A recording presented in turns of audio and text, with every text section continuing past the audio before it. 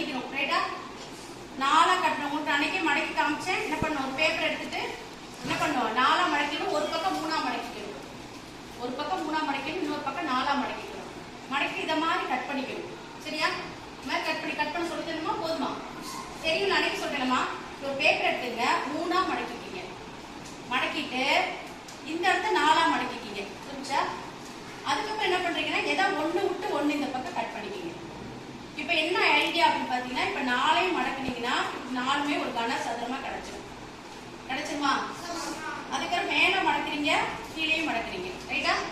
இப்ப நம்ம பகடை கணக்கு மாதிரியே தான் அது. சரியா? சரி, இப்ப கனசதுர எண்கள் நம்மளுக்கு ரொம்ப சிம்பிளாவே சொல்லிடலாம். எப்படி வரும் கனசதுர எண்கள்? சேம் ப்ரொசீஜர் இதுவுமே. இப்ப இதுல எப்படி வரும்? மடக்குனீங்க பாத்தீங்கன்னா, இந்த மடக்குறீங்கன்னா இந்த பாருங்க, இப்படி மடக்குறோம்னு வச்சுக்கோங்களேன், ஒண்ணு விட்டு ஒண்ணு எதிர என்ன வருது இல்லையா? 2க்கு 4, 3க்கு 5, 1க்கு 6. இவ்வளவுதானே? சேம் ப்ரொசீஜர் தான். அப்ப ஒண்ணு விட்டு ஒண்ணு, 1க்கு ஆப்போசிட் 2, 3க்கு ஆப்போசிட் 5, 6க்கு ஆப்போசிட் 4. இப்ப அதை இங்கிலீஷ் வார்த்தையாவோ மற்ற ABCD UP எது எடுத்தாலும் மாத்தி எடுக்கணும். இப்ப நம்மளுக்கு பகடை கணக்குல 3 விதி தான். என்ன விதி? முதல்ல 2 சமம், இங்கே 2 இருக்கு, அங்கே 2 இருக்கு, இங்கேயும் 4 இருக்கு, இங்கேயும் 4 இருக்கு. 2 சமமா இருந்தா என்ன பண்ணோம்னா, இந்த 6க்கு எதிர இருந்தா 1. இவ்வளவுதான், ஒண்ணுமே கிடையாது. சப்போஸ் இத மாதிரி 4 பகடை கொடுத்தாலும் குழப்பிக்கிறாதீங்க. ஏதாவது 2 புரியுற மாதிரி எடுத்துக்கிட்டு அது வந்து விடை கழிப்பீங்க, வேற ஒண்ணுமே இல்லை. அடுத்து 2வது விதி என்ன பண்ண போறோம், ஒரே ஒரு 2 தான் காமனா இருக்கு, மிச்சம் வேற வேற நம்பர் இருக்கு. அப்ப நம்ம என்ன செய்யணும், நம்ம